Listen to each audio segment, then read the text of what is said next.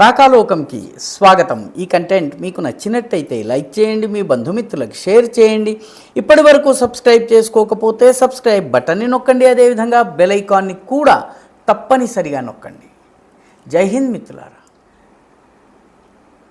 గత సంవత్సరం స్వాతంత్ర దినోత్సవం సందర్భంగా ఎర్రకోట నుంచి ప్రసంగం చేస్తూ ప్రధానమంత్రి నరేంద్ర మోదీ జనాభా పెరుగుదలలో ఉన్నటువంటి కొన్ని వికృతుల గురించి, అస్వాభావికమైనటువంటి అసహజమైనటువంటి జనాభా పెరుగుదల, ఈ జనాభా పెరుగుదల వల్ల సరిహద్దు భద్రత, దేశ అంతర్గత భద్రత, దేశంలోని సంక్షేమ అభివృద్ధి ఫలాలు ప్రజలకి సరిగ్గా అందకపోవడం గురించి మాట్లాడారు. డెమోగ్రఫీ గురించి మాట్లాడారు. బహుశా ఎర్రకోట నుంచి డెమోగ్రఫీ గురించి మాట్లాడినటువంటి మొట్టమొదటి ప్రధానమంత్రి నరేంద్ర మోదీ. చాలామంది ఆయన ఏదో చెప్పాలి కాబట్టి చెప్పారు, జరిగేదేమిటి చేసేదేమిటి అన్నట్టుగా దీనికోసం ఒక డెమోగ్రఫీ మిషన్ని ఏర్పాటు చేస్తామని ఆయన చెప్పినప్పుడు పెద్దగా ఎవరు పట్టించుకోలేదు. ప్రధానమంత్రి కేవలం ఏదో బూచి చూపించే ప్రయత్నం చేస్తున్నారు, ఓట్లు దండుకునే ప్రయత్నం చేస్తున్నారు, రాబోయే ఎన్నికలను దృష్టిలో పెట్టుకుని చేస్తున్నారు. ఈ రకంగా చాలామంది అనుకున్నారు. కొందరు కుంభకర్ణులు అయితే ఇవి జరిగేవా పోయేవా అని చెప్పి మళ్ళీ మొద్దు నిద్రలోకి జారుకున్నారు. కానీ ఈ అసహజమైనటువంటి జనాభా పెరుగుదల చొరబాటు వల్ల, మత మార్పిడుల వల్ల, లేకపోతే భయపెట్టి బెదిరించి హిందూ మతానికి చెందినటువంటి వ్యక్తులు ఊరదిలి వెళ్ళిపోయేలా చేయటం ద్వారా జనాభా యొక్క స్వరూప స్వభావాల్ని మార్చే ప్రయత్నం, వీటి గురించి ప్రభుత్వం చాలా సీరియస్గా ఉంది. ఆ విషయం ఇటీవల 2 రోజుల క్రితము కేంద్ర ప్రభుత్వం ఏర్పాటు చేసినటువంటి high level committee on demographic change తెలియజేస్తోంది. ప్రధానమంత్రి మాటలు ఉట్టి మాటలు కావు. ఈ high level committee on demographic change దేశంలో ఎక్కడెక్కడ జనాభా పెరుగుదలలో అసహజమైనటువంటి పెరుగుదల ఉన్నాయి, ఒక మతం ఎక్కువ పెరిగి మిగతా మతాలు తక్కువగా పెరగడం, కానీ అన్ని మతాలు 10% పెరిగి ఒక మతం మాత్రం 25% గ్రోత్ రేట్ ఉండడం, కొన్ని రాష్ట్రాల్లో అయితే జనాభా పెరుగుదల నెగిటివ్లో ఉంది. అంటే కొత్తగా జననాలు జరుగుతున్న మరణాల కన్నా తక్కువ ఉన్నాయి. అంటే జనాభా రేటు నెగిటివ్లోకి వచ్చింది, ముఖ్యంగా దక్షిణాది రాష్ట్రాల్లో. కాబట్టి ఈ పరిస్థితులన్నీ సమీక్షించేందుకు ఒక హై లెవెల్ కమిటీని ఏర్పాటు చేశారు. 6 నెలల్లో వీళ్ళ నివేదికలు రాబోతున్నాయి. దీనికి రిటైర్డ్ జస్టిస్ అయినటువంటి ప్రకాష్ ప్రభాకర్ నావ్లేకర్ని అధ్యక్షులుగా పెట్టారు. ఈయన చైర్మన్గా ఉంటున్నారు. దీంతోపాటు మాజీ ఐఏఎస్ ఆఫీసర్, గతంలో సెన్సస్ కమిషనర్గా ఉన్నటువంటి దుర్గాశంకర్ మిశ్రా ఉండబోతున్నారు. మాజీ ఐపీఎస్ ఆఫీసర్ బాలాజీ శ్రీవాస్తవ ఉంటున్నారు. అదేవిధంగా ఆర్థికవేత్త షమికా రవి ఉన్నారు. షమికా రవి వాస్తవానికి హైదరాబాద్లోని ఐఎస్బిలో బోధన చేసేవారు. ప్రధానమంత్రి యొక్క ఇన్నర్ సర్కిల్ ఆర్థిక వ్యవహారాలపైన సలహా సమితి ఏదైతుందో దానిలో షమికా రవి పనిచేస్తారు. కాబట్టి ఎందుకంటే జనాభా యొక్క అస్వాభావిక పెరుగుదల, డెమోగ్రఫిక్ ఇంబ్యాలెన్సెస్, దాని ప్రభావం ఎకానమీలో ఎలా ఉంటుందన్న విషయం మీద ఆమె చాలా అధ్యయనం చేశారు. కాబట్టి ఆమెను కూడా పెట్టి కమిటీని పెట్టారు. అదేవిధంగా మినిస్ట్రీ ఆఫ్ హోమ్ అఫైర్స్లో జాయింట్ సెక్రటరీగా ఉన్నటువంటి వ్యక్తి, ఫారినర్స్ అంటే విదేశాల నుంచి వచ్చి చొరబాటు చేసేటటువంటి వాళ్ళ గురించి డీల్ చేసేటటువంటి సెక్రటరీ కూడా, జాయింట్ సెక్రటరీ కూడా ఇందులో ఎక్స్ అఫీషియో మెంబర్గా ఉంటారు. మొత్తం మీద వీళ్ళు అన్ని రాష్ట్రాల్లో పోలీస్ అధికారులు, తర్వాత జిల్లా అడ్మినిస్ట్రేషన్, అదేవిధంగా రాష్ట్ర స్థాయి అధికారులతో సమావేశమై మొత్తము అధ్యయనం చేస్తారు. త్రిపుర, పశ్చిమ బెంగాల్ వంటి రాష్ట్రాల్లో ఆల్రెడీ అక్రమ చొరబాటు మీద చర్యలు ప్రారంభమయ్యాయి. అస్సాంలో కూడాను చర్యలు ప్రారంభమయ్యాయి. అవి చాలా ఫలితాన్ని చూపిస్తున్నాయి. ముఖ్యంగా శుభేందు అధికారి ప్రభుత్వం వచ్చిన తర్వాత చాలామంది బంగ్లాదేశీయులు తిరుగుబాట పట్టారు. అస్సాంలో కూడా అనేక మంది బంగ్లాదేశీయుల్ని గుర్తించటము, డిటెన్షన్ సెంటర్కి చేర్చటము, ఆ తర్వాత వాళ్ళని డిపోర్ట్ చేయటం పెద్ద ఎత్తున జరుగుతోంది. త్రిపురలో అయితే ఇటీవలి కాలంలో ఇలా చొరబాటు చేసేందుకు ప్రయత్నించే బంగ్లాదేశీల మీద బీఎస్ఎఫ్ కాల్పులు జరిపింది. దీనిలో 3 బంగ్లాదేశీ చొరబాటుదారులు మరణించారు. కాబట్టి భారతదేశము సరిహద్దుల విషయంలో, జనాభా యొక్క అస్వాభావిక పెరుగుదల విషయంలో చాలా సీరియస్గా ఉందని చెప్పడానికి ఇంతకన్నా ఉదాహరణ అవసరం లేదు. కేంద్ర హోంమంత్రి స్వయంగా 15 రోజుల ప్రోగ్రాం పెట్టుకుని అన్ని సరిహద్దు రాష్ట్రాలకి బీఎస్ఎఫ్ అధీనంలో ఉండేటటువంటి అన్ని సరిహద్దు రాష్ట్రాలకు వెళ్తున్నారు. రాజస్థాన్, గుజరాత్, త్రిపుర, అస్సాం, బెంగాల్ ఈ ప్రాంతాలన్నిటికీ ఆయన వెళ్ళబోతున్నారు.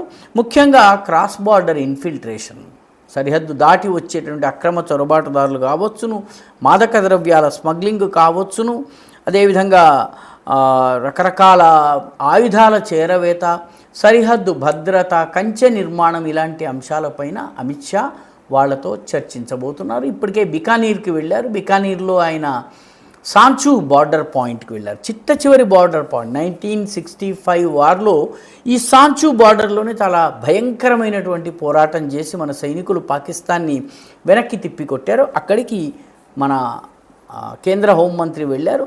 మొత్తం మీద సరిహద్దు విషయంలో, చొరబాటును నిలువరించే విషయంలో దేశం లోపల, దేశం బయట, దేశ సరిహద్దుల దగ్గర చాలా కీలకమైనటువంటి దృఢమైనటువంటి చర్యలు తీసుకోవడం జరుగుతుంది.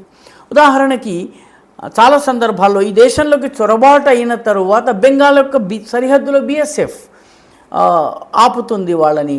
ఒక 50 కిలోమీటర్ల వరకు వాళ్ళకి గస్తీ చేసి పట్టుకునేటటువంటి అధికారం ఉంది. బెంగాల్లో మమతా బెనర్జీ దీన్ని గట్టిగా వ్యతిరేకించింది. ఇప్పుడు శుభేందు అధికారి ప్రభుత్వం వచ్చాక 50 కిలోమీటర్స్ లోపల వరకు వచ్చి కూడా అరెస్టులు చేయవచ్చును. కానీ వాళ్ళు సరిహద్దు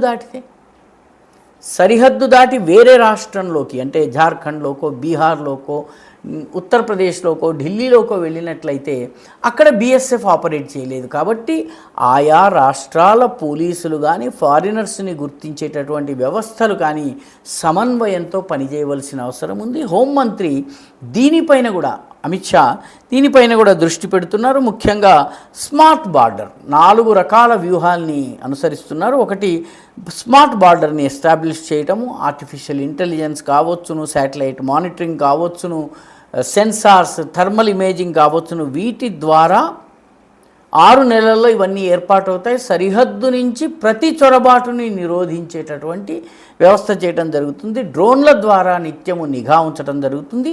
ఆ తర్వాత భద్రతాపరమైన 4 అంచెల వ్యవస్థని, పటిష్టమైనటువంటి 4 అంచెల వ్యవస్థని ఏర్పాటు చేస్తున్నారు. ఇందులో భాగంగా Indian army, border security force, స్థానిక అడ్మినిస్ట్రేషన్, అదేవిధంగా లోకల్గా ఉండేటటువంటి పౌర సమాజం, చాలా జాగరూకతతో ఉండేటటువంటి ప్రజల దగ్గర నుంచి కూడా ఇన్ఫర్మేషన్ తీసుకుని ఆ ఇన్ఫర్మేషన్ ఆధారంగా యాక్షన్ చేసేటటువంటి ఒక 4 అంచెల వ్యవస్థని ఏర్పాటు చేస్తున్నారు. అదేవిధంగా సరిహద్దులో ఉన్నటువంటి మన గ్రామాల అభివృద్ధి, ఇప్పటికే వైబ్రెంట్ విలేజ్ ప్రోగ్రాం ప్రధానమంత్రి అనౌన్స్ చేశారు. ఈ ప్రోగ్రాంలో భాగంగా సరిహద్దులో ఉన్నటువంటి గ్రామాలలో మౌలిక వసతులు, రోడ్డు సదుపాయము, విద్యుత్ సదుపాయము, మొబైల్ కనెక్టివిటీ వీటన్నిటిని ఇవ్వడము, అక్కడ స్కూళ్ళు, హాస్టల్స్, హాస్పిటల్స్ ఎస్టాబ్లిష్ చేయటము, సరిహద్దు గ్రామాల ప్రజలకి మమ్మల్ని ఎవరూ పట్టించుకోరన్నటువంటి భావం కలగకుండా వాళ్ళతో మమేకమై పనిచేసే ఒక వ్యవస్థని తీసుకుని రావడం జరుగుతోంది. కాబట్టి ప్రభుత్వ పథకాలన్నీ కూడా, సంక్షేమ పథకాలన్నీ కూడా వైబ్రెంట్ విలేజెస్, సరిహద్దు గ్రామాలకి ప్రతి ప్రజలకు అందేలాగా ఏర్పాట్లు చేయటం ఇది చాలా ముఖ్యమైనది. అదేవిధంగా ఈ ప్రాంతాల్లో పనిచేసేటటువంటి సిబ్బంది, బీఎస్ఎఫ్ కావచ్చును, సిఐఎస్ఎఫ్ కావచ్చును, ITBP Indo Tibetan border police కావచ్చును, కొన్ని చోట్ల నేరుగా డైరెక్ట్గా ఇండియన్ ఆర్మీ పనిచేస్తుంది. వీళ్ళ భద్రత కోసం చర్యలు తీసుకోవడం, ముఖ్యంగా ఇక్కడ పనిచేసేటువంటి సుందర్బన్స్ వంటి ప్రాంతంలో మహిళా సిబ్బంది ఎక్కువగా ఉంటారు.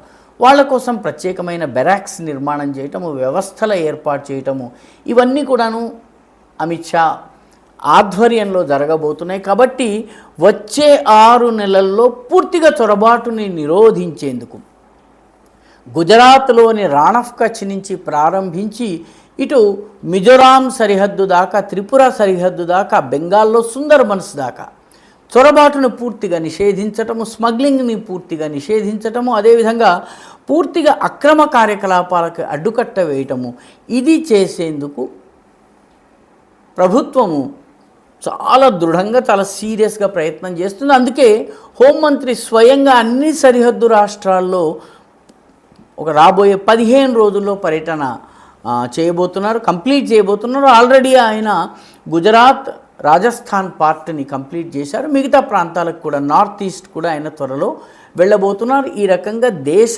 చరిత్రలో మొదటిసారి డెమోగ్రఫిక్ ఇన్వేజన్, అదేవిధంగా జనాభా యొక్క సంతులనాన్ని దెబ్బతీసే ఫ్యాక్టర్స్ని గుర్తించి దానికి కీలరిగి వాత పెట్టడము, ఈ పనులను ప్రభుత్వం చేయబోతోంది. అదృష్టవశాత్తు సరిహద్దు రాష్ట్రాలన్నింటిలో ఒక పంజాబ్ని మినహాయిస్తే మిగతా అన్ని సరిహద్దు రాష్ట్రాల్లో ఇప్పుడు జాతీయవాద ప్రభుత్వాలు ఉండడం, ఇది ఒక శుభ సూచకము.